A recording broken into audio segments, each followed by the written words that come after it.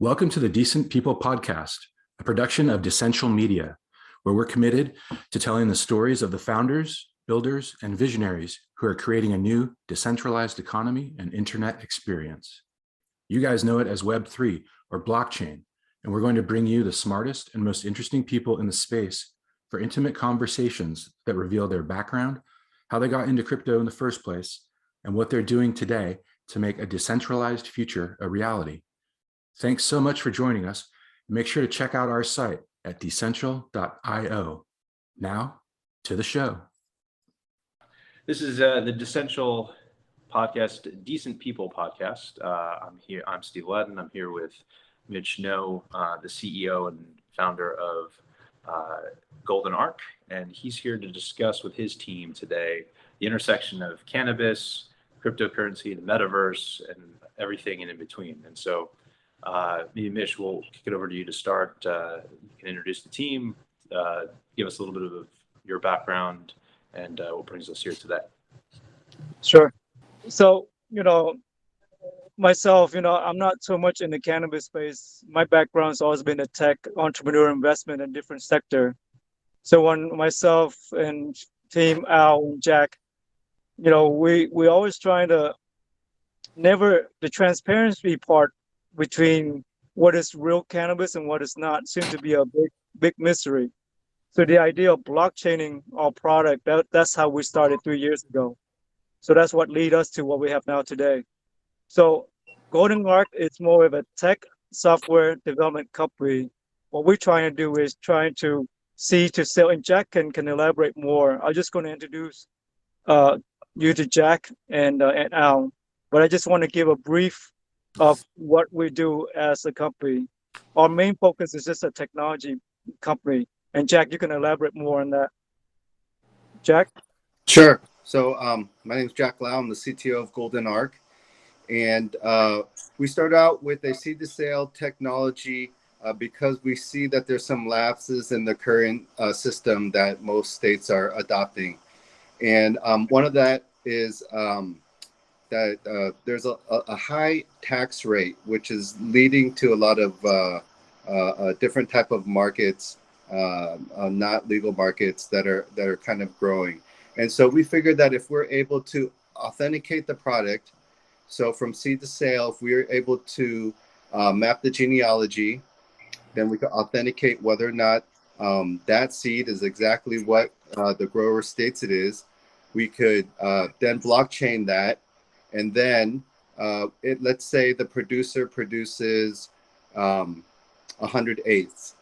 And we could our technology would be able to offer an NFT, a unique QR code for every product. And then each product will have an NFT. That NFT will be able to be used in the Golden Arc metaverse. And in our metaverse, the majority of our metaverse is basically lounges. And so we're setting it up where people who like to smoke cannabis, they just like to hang out and have fun. And, we just talked to someone, a reporter the other day from Illinois, that's not a legal state yet. And she likes to partake and she has no one to hang out with. And so it would be cool if I was like, hey, Stefan, let's get online. And then we're smoking one together. And it's simply like this, but maybe we could walk around and we could go to the pool table and have a game of pool or shoot some darts. And or we could go to someone else's lounge and maybe they're doing a performance in there. Or we could set something up for Friday night and maybe someone's doing a concert or something. So we're trying to make these cool lounges. That's a social space and for your metaverse. And the lounges are cool because you could import your NFTs from your other wallets and display them there. For us, we're also producing a game called Skunktastic. And with this game, it's 10,000 characters, so it's no different than any other NFT collection. But the difference is that each one of our Skunktastic comes with a seed, and the seed is randomized by different rarity levels. And then in the game, you're a breeder. And so you get to breed these seeds, and you get to name your strain, you get to build your own brand. And in the game, what that seed will provide you is different types of smoke. So if we're hanging out and like on Fortnite, you could dance and stuff. Well, in our game, you could smoke and you'll have different types of smoke. So you might blow out like a green dragon with sparkles, and everyone's like, ooh, that's a nice smoke. Where'd you get that? And it's like, well, this person bred it. And so now that they bred it, they could actually sell it on the marketplace, and then they can monetize from that. Even with the lounges, if you wanted to, you have a huge memberships and a huge following. We want to be able to, our users to be able to monetize and just have fun in that space. Along with that, we also have clothing line, and I'll introduce Al Fresco. He's our creative director of all design and clothing. And so I'll let him talk a little bit about the clothing line and the product that we have. Thanks, Jack. So basically, what we're doing is that our stuff is unique because we get to show the world what we're displaying through our metaverse and our tangible assets, which is the clothing. And to go back to the gameplay for the Skunkadelics, you could actually play to earn in that game. So you could play that game and earn some coins to actually purchase stuff from our site in our metaverse. So, which is really, really cool. And I think that we're the only ones that basically came out with that idea that I know of. And so, yeah, basically, Golden Arc is a brand that basically was founded by me and my brother Hans and Mitch. We just basically were thinking of what kind of name or what kind of direction do we want to go with. So we basically just came out with this while we were just driving to meet Mitch down south, and we just came up with the name Arc. Then it became Golden Arc because we're not just trying to be like a boat, like Noah's Ark. This is the Ark similar to the Ark of the Covenant. So we find ourselves to be rare like that in this whole industry, because with the clothing and the cannabis, everybody wants a brand. Everybody wants to do a brand. Like, I have my own strain. I want to, make a logo and make merch out of that. Well, I feel that that's very saturated nowadays, and I had to think real deep in how we can really be unique in this whole space. And basically, this is how it was. We just came up with this whole blockchaining our brand, and as blockchaining our weed, our clothing, everything that we do. So that's what makes us super unique in this whole thing. And as for me, I've been a cannabis user since the late 80s. So I've seen the transition on what has been going on with cannabis. And I've seen all the bootlegging going on. And so I feel that we're going to help a lot with this whole movement we're doing with Golden Arc, which is blockchaining and basically keeping track of what, every single bag that comes out from us. And it's going to be really hard to bootleg what we're about to do. So that's kind of how we came up with the technology, Just so I understand clearly, are you saying that sales in real time of actual cannabis, you guys are able to blockchain so that you can authenticate a real sale, which would then, if it's on the chain, would differentiate it from something that's, say, off market or what have you? Is that right? Yeah. So how let's say how it would work. Let's say you're the producer and you came to us and you wanted to bag we'll say 58s. So with those 58s, that you would get a QR code and each one would be unique.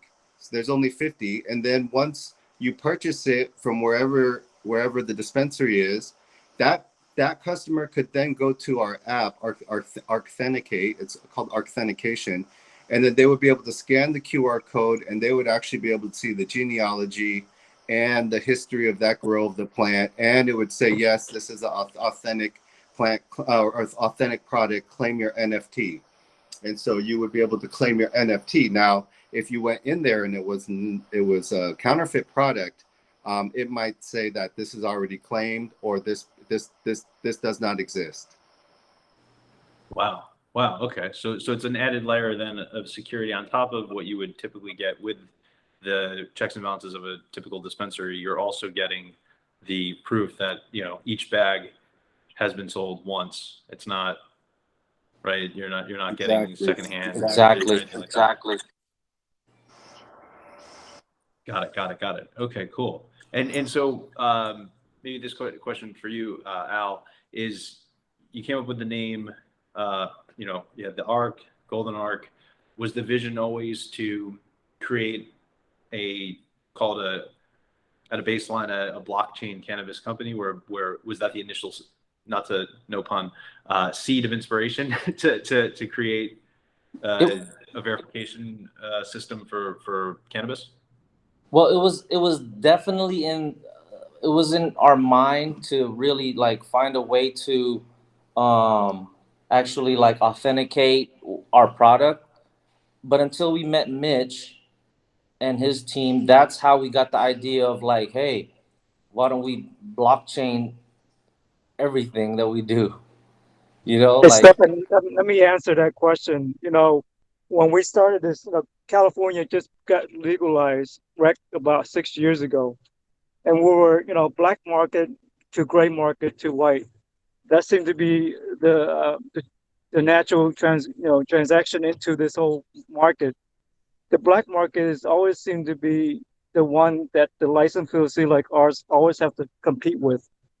So the taxes, the metric system that we have to base up from, that the state allows, have to follow the metric system.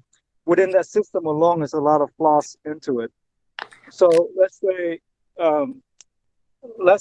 right now, we as licensed facility, how can we compete with the black market where they don't have to pay taxes and we are paying 50% on taxes on that?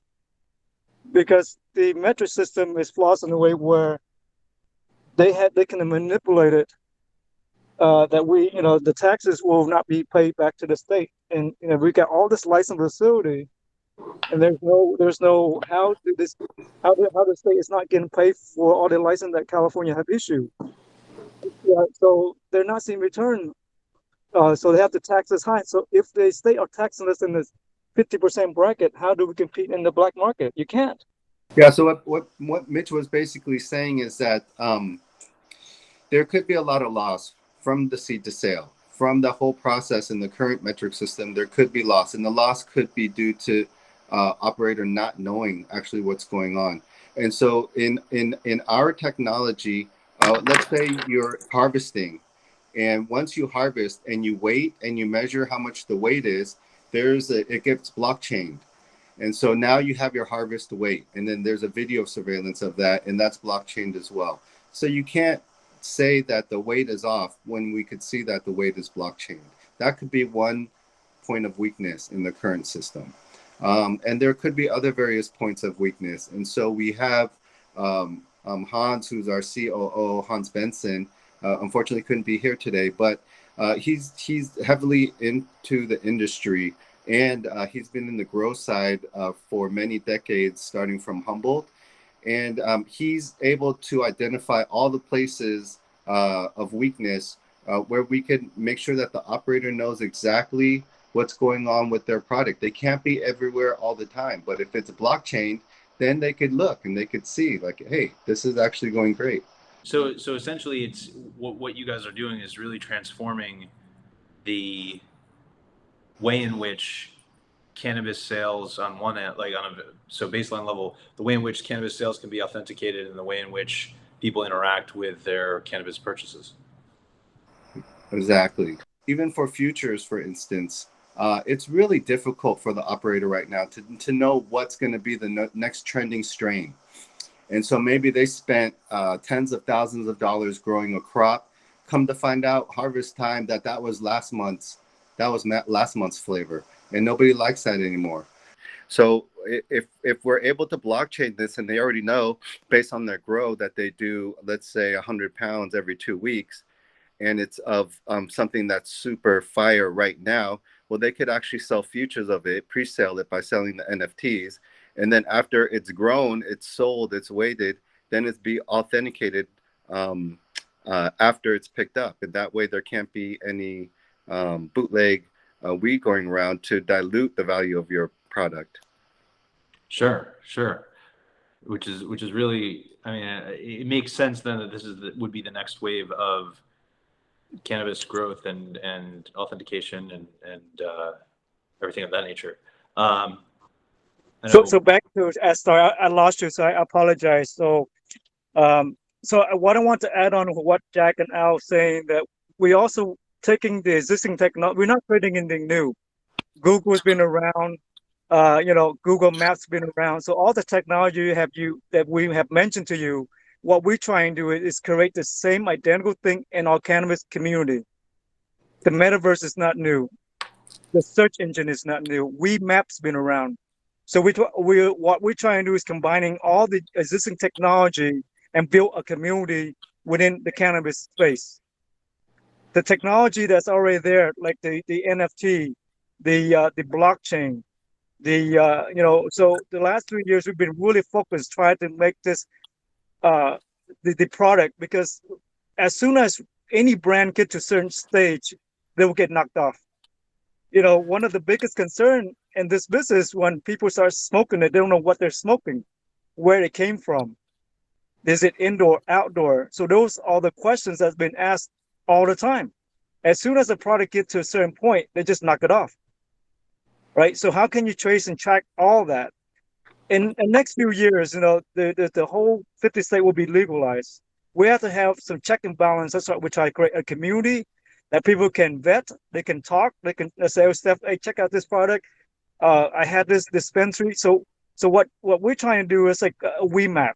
When you Google WeMap, you get, you get a WeMap.com. You get into it. You have to type in your location, where you at. When you show, then a map pops up, and it links you to a website. That website belongs to a dispensary. Then you hit to that dispensary website. You open up, and they just have a product line that you can buy, and that's it. So what we're trying to do is we're creating this metaverse where you actually go through our world. You type into where you at, type in, and you actually dive into this map, 3D map that you can walk in, virtual 3D that you can walk and pick. But not only pick the product, you can actually see the product 3D, and you can comment on it. You can ask about it, where this is blockchain or not. You can vet out the dispensary if this product has been blockchain or not. We can give them a rating, like a Yelp review, like a restaurant, A, B, C, D rating on a restaurant. If dispensary follow our technology and guideline how we think blockchain should be done, then you at least know. But I cannot stop people from buying fake stuff. That's up to the consumer. But at least people buying technology they can pick from, right? A choices that I cannot stop guy buying fake Gucci. It's just, there were people buying it, right? But at least we know, okay, this particular grower, they blockchain our technology. It's one-off. It grows from an indoor, a licensed facility. And when so people, as consumer get more aware of cannabis, it will be legalized. 2-3 years from now, it will be like any alcohol, it will be any form of tobacco. But at least we have some form of transparency to know that this product came from the right source. So that's creating this community where people can do like a social lounge, a Facebook, a YouTube. They can talk about the video. They can talk about the product. So we can monetize the dispensary. We can because right now the brand cannot be marketed into Google. There's all shadow ban. So we're creating this whole big Google search engine, Facebook plus Twitter plus Instagram, anything you can think of within our space. And that's what it is, Stephen, to sum it up. All in one. And it's so fascinating. And maybe if we could just take it back for a quick second, I know, Al, you had mentioned, again, the name came first and you'd been noodling on that. And, what was sort of the inspiration for tackling cannabis in this way? Excuse me. Well, from being a smoker for so long, and seeing all these flavors and knowing all these top growers of the world and being around the top brands of the world, designing some of the top brands in the world, I feel like I need to up my old work. So I had to dig deep and create another brand, which is the Golden Arc, that will encompass all the stuff that I'm doing, from fashion, from video games, from weed, from I think pretty much real estate in our metaverse, from crypto, all that, all in one. So, Stefan, you know about the Golden Ark, right? You know a little bit about Golden Ark? No. About the history behind it, the covenant of Golden Ark, where Moses was carrying this saying that was 10 commandments that was held, and it was walking around in the desert for 40 years in this Golden Ark. So you know about that little history about the Golden Ark? No, I'm not super indoctrinated with the so specific. so but roughly, so the generally speaking, story yeah. the story behind is that during Moses, God came and gave him this 10 commandments that was engraved into the stone. Moses took that 10 commandment and put in this Golden Ark. He walked around the desert Egypt for 40 years. So they thought the name came up with like, okay, Hans is a fourth generation grower from his dad. His dad has been growing cannabis for quite a long time.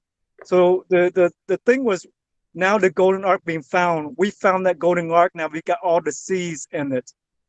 So that was the kind of the play off where we are one off our original idea of a seed, because what the market now is getting too much commercialized. There's so much white label out there. You can yourself, Stephen, you can actually come up with a name and you can call a guy and they can put the name on there. And now you have a cannabis brand. That's a typical, all the celebrities are doing that. It's that easy?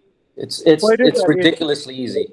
So nobody knows what it's off. You can tell me I'm smoking a wedding cake, and they'll say wedding cake. Well, the flavor is not ice, it's ice cream now. They can take the same wedding cake and switch it to ice cream, and you don't know the difference. So we're trying to eliminate all this white label, go back to the purity of what we meant to be, right? The purity of the seed, one off. So when you go seed to sell technology, blockchain from the seed, we will blockchain the seed original one off. We grow it, we videotape it, make sure that every step of it is original. So that's one step of trying to to make sure that this is what we selling. So the Golden Ark came up with that uniqueness, right? The Golden Ark, where now we found it. The funny thing is in the 10 Commandments, I don't know, you know your 10 Commandments. One command said, "Thou shalt not kill," right? Adultery. So our commandment is just as for fun. Thou shalt not smoke bad weed. So, anyways, Exactly. Yeah. Thou shalt not drink or smoke bad weed. Just an idea, right? To Thou add shalt on not to what smoke we try to Bammer. do. Yeah. So you get brand out there. The biggest brand out there, I can say cookies. I can say a few other stuff out there. They're having the same problem at this scale. They coming to us and ask, we can knock off left and right. So you are competing with all this traditional market guy, the black market. They're throwing weed out there. The consumer don't know what they're smoking. That's the issue. That's a huge issue. So right now, we kind of plan ahead to foresee 2 or 3 years from now, United States will be legalized throughout United States. There's not stopping it at all. We can see that. So, but we need to start now to educate the consumer. Let them know there's product out there that are blockchain, that you actually, what you're getting, what you're smoking is what you're getting, that you can verify it, that you know that you can rely on this dispensary, that they carry the product. We has an A rating, and you're buying this weed from it. I don't mind if I know that this product is it came from the right growth that I want. I don't mind paying an extra $1 for it, rather than buy something that I know that I might get hurt. Right, that was a big issue with this vape going on a few years ago. Would you want to save 50 cents on a bootleg or pay 50 cents to get the real thing? Sure. You know what I'm saying? Yes. So, but then, at the end of the day, Stephan, the cannabis came from a plant. they do have an expired date, right? So blockchain, it also can identify when it's grow, what time it grow, when it is harvest. So then you know the freshness of it, because a lot of these guys will grow it, they might be sitting in the freezer for 6 months and you know the difference. So there's so much things that people do in the market that's scary for consumer. If Totally.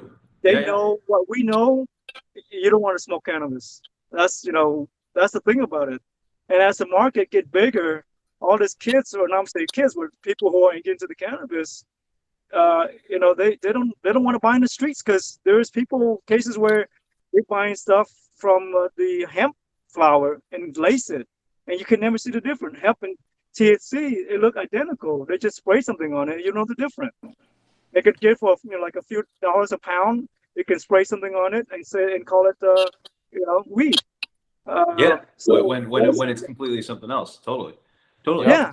How do you guys think, though, in terms of scalability, if we're branching out, sure, say a localized area, we'll say here in LA or up in San Fran, or it's as you guys expand and create NFTs around the product and everything like that, how does the scalability, do you see any scalability issues? Very simple. Very, very simple. So we will be the main, I would say, a search engine like a Google, for example, community-based like a Facebook. A brand will come to us, and we will then take them under our system, blockchain it, to guarantee that the brand that we carry or they carry or we represent will make sure that we will vet it through, make sure the product they have is legit. Got it.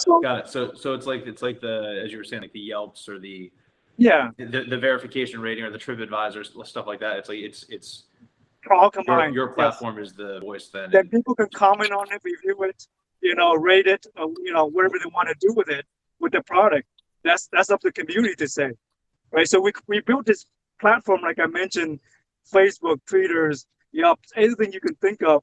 Airbnb, for example, people can pop up the pictures, look at the product. Oh, I smoked this thing. It's not that good, But then the guys can comment back and forth, and that's how you get the community involved, right? Yep. So I said, well, this dispensary, if you bought it, hey, they're good. I bought from them. There's nothing like that on the website or anything. It's all shadow banned. You don't have to say or talk about anything about that online. Yeah. So that's what we try to create, a community. So Jack, even, I was going to say for technical side, for scalability, majority of the dispensaries now are using something like a WordPress with a WooCommerce with another inventory system on top of it. And so we're building our technology around for quick adoption. And so whoever wants to adopt it will be able to, and the adoption will be smooth. But I think why they would want to adopt it is because the current system right now, if we were just talking about seed to sale technology, uses RDIF tags. These RDIF tags are not recyclable. They go into the garbage every time. And so with our system, we're hoping to use a location-based technology and QR codes so that our location tags can be reusable. So additionally, with these RDIF tags, they're paying, I think, 40 to 45 cents per tag.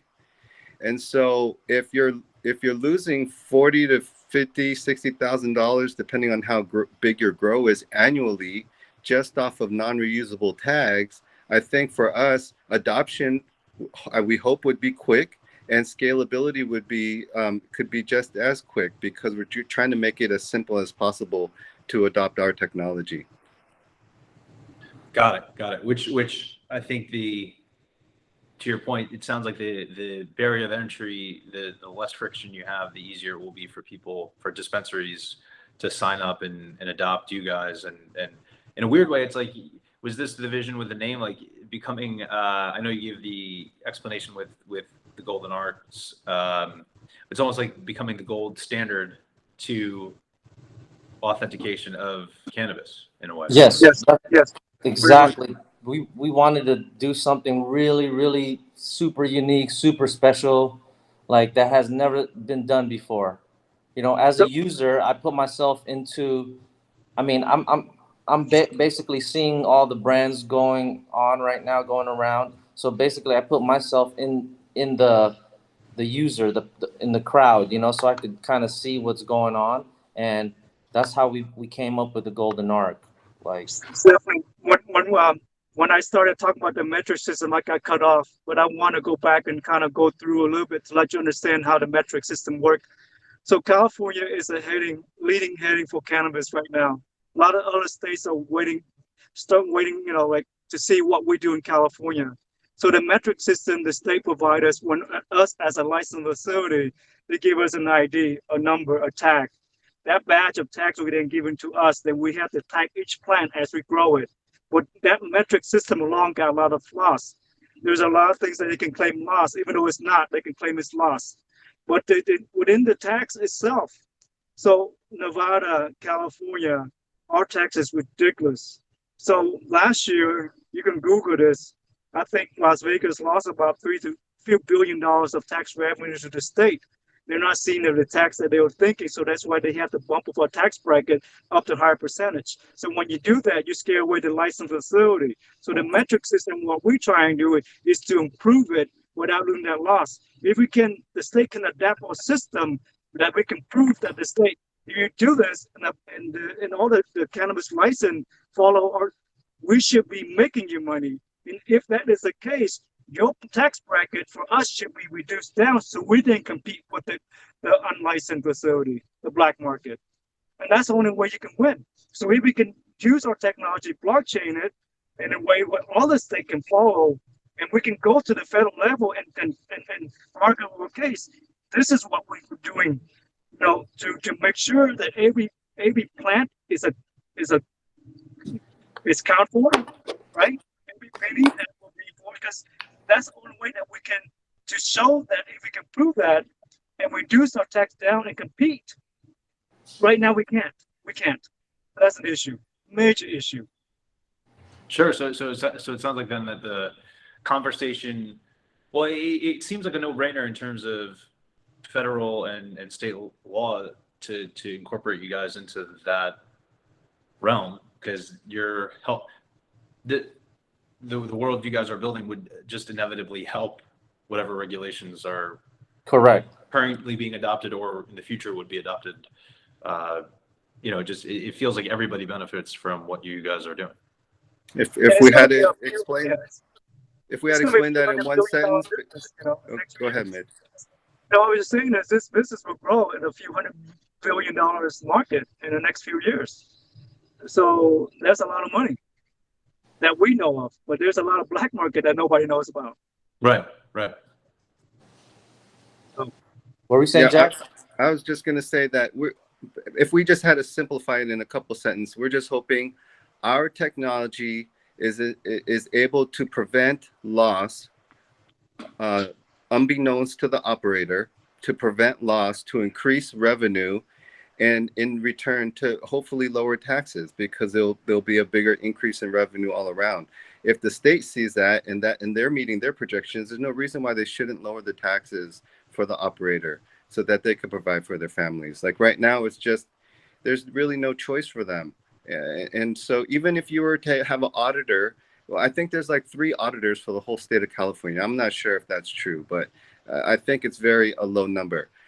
How are they auditing? So if you were to go into some place and just click any item off of the shelf that was authenticated, part of the Golden Arc system, they would just be able to scan it into their phone and be like, oh, all their products good here. And then they could leave, right? But if it wasn't authenticated, then they could say, yeah, we got to dig a little bit deeper here. So, you know, even with our system, we're hoping to incorporate third-party independent auditors that might be able to help the state. And why not? Why wouldn't they? Because we would use that to make sure that our system has no flaws as well. Steph, let me ask you this. Are you based in California or? Yeah, I'm based in Los Angeles. Okay, nice. Okay, so you kind of know about the cannabis space, right? So for a licensed grower to grow an indoor per pound is about, maybe with the taxes and with the overhead, an average between $500 to $700 a pound. That's for indoor. light depth, that means greenhouse, we talk about 200, 3, 4 sometimes. That's all cost to grow. But when you go on the street and guys out there for selling for 700, 800, how do you compete with that? You can't. You can't. So that's an Yeah. issue. So the guy who's growing in their warehouse unlicensed somewhere and do without paying taxes, and they can go out there and kill us and sell it for $800 to $1,000. How do we? So the license facility, they have to find ways to offset that by claiming a loss on their harvest. So that's already lost money. Can these black market companies, can they, is it, I guess here's a question, because again, I don't know, you guys would be much more well versed in this economic scenario, but is it advantageous currently for a grower to, an unlicensed grower, could they essentially just pay fines and still make a profit even though they don't have a license? Or would the, if an unlicensed grower is found, would they essentially just be shut down? Or how does... That's it. Yeah, they shut down and reopen again. I mean, that's pretty much. I think in the state of California, it's a misdemeanor. And so it's, but we're not really trying to, I mean, our goal is not to try to go after that black market, because there's always going to be black market. I mean, for sure. The very first time I bought, if I would have never smoked weed without the black market. Yeah. But what we're trying to do is prevent fakes, and we're trying to prevent loss. And if we could do that, then that's beneficial for the whole market. That's beneficial for the whole market. Totally. Yes. Yeah. If I own a brand and then someone's bootlegging my brand out there, like, I want to be able to protect myself somehow. If it's not an ARC, it's not real. That's my whole motto. Yeah. You know what I'm saying? Totally. Well, guys, I think it's really cool what you're doing, and it's the company and the vision seem well poised for the future, and the ethos behind everything sounds too like you guys are doing it not just obviously to run a business and be profitable yourselves, but really to also benefit the community around which cannabis is both cultivated, consumed, and beyond. So it's really neat. Yeah. To sum it up, all we want to do is build a community within the cannabis space, so at least it's out there for people to open discussion about. Right now, we're not allowed to talk about it at all, and that's what we're trying to do. To sum it up, a community-based cannabis where people can talk about it. They can talk about, hey, I hate Al, I hate this shit, I don't want it. Fine, you can say what you want to say. Right? It's up to them. We're not going to shadow ban you. We're not going to stop you. You can say anything related to cannabis. And that's all it is. Gotcha. And in terms of next steps and what people can expect to see from Golden Arc, what do you guys have lined up? If you could talk about that, 6 months, a year out, what's sort of the trajectory for where, I know you touched on what is expected in terms of legalization, but maybe specifically for Golden Arc, what's the trajectory you guys have in place for the near and long-term future?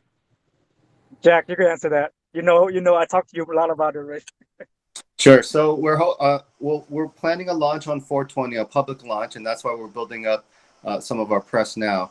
And on our public launch day, we're hoping to have, so the lounges we want are free, available for free. We're going to at least have signups available. We're hoping to be able to give the user a lounge. They'll be able to connect their crypto wallets, maybe a trust wallet, and then in their lounge, they would also be able to enter the marketplace and maybe pick up like a pool table, or just invite friends over and start their community. We're going to have the Skunkadelics, which is our NFTs, and those are the breeders, so that they can create the unique smoke that people get to smoke on inside of the metaverse. We're hoping to have our NFT. So if you want, let's say if you have 50, your operator, you have 50 pieces of product, and you want to already issue NFTs with those, with the unique QR codes, that's going to be available on launch on 4/20. And what else do we have, Al? As far as the NFTs, we have clothing, we have merch, we have um, anything you could think of that relates to the user. It's basically, I'm kind of like incorporating a lifestyle into this whole metaverse. Yeah, and we also have a game that's currently on the Google Store, which is called Skunktastic Voyage, and it's just a side-scrolling runner game. But what this game will be able to do is, I was talking about the play to earn. So you'll be able. So we're gonna have an arcade within our metaverse, and then high scores will be able to earn ARC token, and ARC token will be able to purchase weed from participating dispensaries. So you get to play to earn and then earn to burn. And not to mention too, like dispensaries can enter our metaverse and have a dispensary in our metaverse, and people can actually go in there and click on products, and then a real delivery guy would actually deliver the product to your door. Neat. So it's actually taking it one step further from, say, if you were to use like a to draw the parallel between cannabis in this scenario and say food delivery. It's like you Yes, log on to DoorDash or Postmates and you know order and food. That's all we're doing. yeah, and Anything you not can to think mention, of that's already there, we are doing for cannabis. That's all it is. yeah, and We're not to doing it mention as too, a foundation, and we're adding all this stuff that just mentioned into it. That's all it is. Got it. and not to mention too, in our lounges, like for instance, like say my lounge, right? I have a big screen, and say if I wanted Wiz to do like a little DJ set or something, be like, Wiz, I need you to perform in my lounge, right? And people could log in actually, and then actually turn on either Spotify or whatever their music app they use for their phone. That will play on the app while it's playing on the lounge. Like you could actually listen to the DJ set while you're driving, you know. So So, it's based. We have a lot of things. There's music in it too, and everything. so Awesome. on the cannabis side, we want to be Amazon for cannabis. So Got it. literally, when you go onto Amazon website, you look at your product, you can pick and choose from, you buy it, process through our system, have it delivered. But better So than that's just kind Amazon. of like Amazon type of idea, but we take it 10 step beyond it. We actually have video on it. We actually have come guy comment about it. Because on YouTube, you can't really talk much about cannabis. You can smoke on it, but you cannot talk about it, right? So this platform will allow you to do that also. Yeah, You can like go into Amazon, you pick a product. There's a whole thing that you can touch on it and say, okay, let's see what this guy say about this product.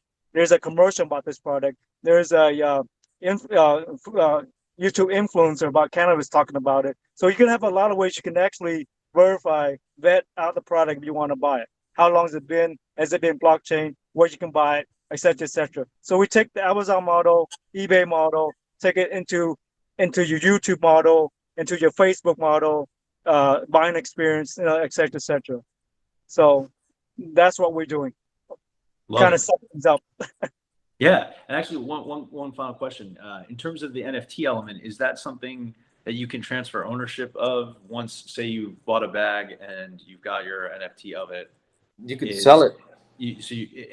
And I guess what would come, is it just because since it's already been a purchased bag, how does that work? In our world, you would be like, let's say we worked with that operator, and they're like, we want a special smoke.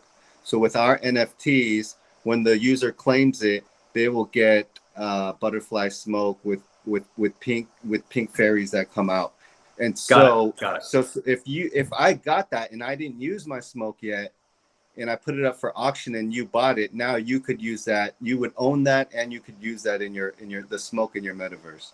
Got it. So if you use it though, it's like you've smoked you know. No, we thought about that, but it just should be infinite. It should be like if you buy a pair of Nikes, right? You just don't wear them a couple times. Like you could store them in a box and then use them again. I mean, you should. If you own it, you own it. We're not going to make it that. I mean, stoners aren't going to be happy if we limit how many times they get to smoke on it. You know. We Yeah, thought about it because the eighth should only give you a certain amount of smoke versus like if you bought an ounce, but I don't know. We'll just make it easy. Yeah, stoners would want to do cool things. Say, hey, I want to smoke. I want some unicorns. You know, like Yeah. just to say I smoked out something. I smoked with unicorns or whatever. My smoke is unicorns. Yeah. Just an example, you know. Yeah, no, that's super cool. That's super cool. Well, guys, this has been a pleasure. Thank you. Thank you so much for taking the time to chat. I think Thank you. this has been fantastic. It's Mitch, Al, and Jack from the Golden Arc team here with the Decent People podcast from Essential Media. I'm Steve Ladden, your host, and yeah, thank you so much.